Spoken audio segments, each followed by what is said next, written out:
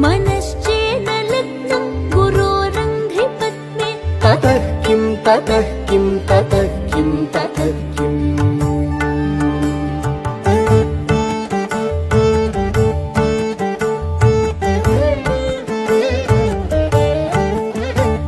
कलत्रं धनं पुत्रपौत्रादि सर्वं गृहं बान्धव सर्वमेतद्धि जातम्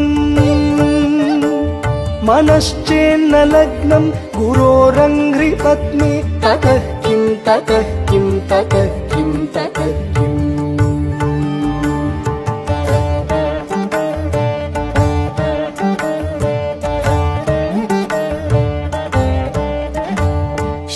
षडङ्गादिवेदो मुखे शास्त्रविद्या कवित्वादिगद्यं सुपद्यं करोति मनश्चेन लग्नं गुरोरङ्घ्रिपत्ने ततः किं ततः किं ततः किं ततः किम्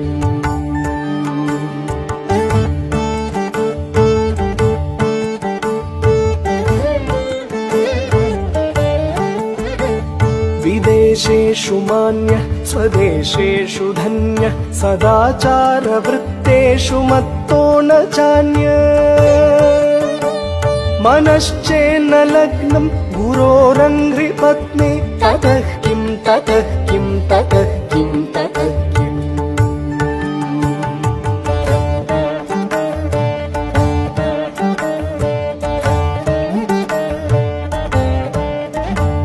क्षमामण्डले भूपभूपालवृन्दै सदा सेवितं यस्य पादारविन्दम् मनश्चेन लग्नं गुरोरङ्घ्रिपत्ने ततः किं ततः किं ततः किं ततः किम्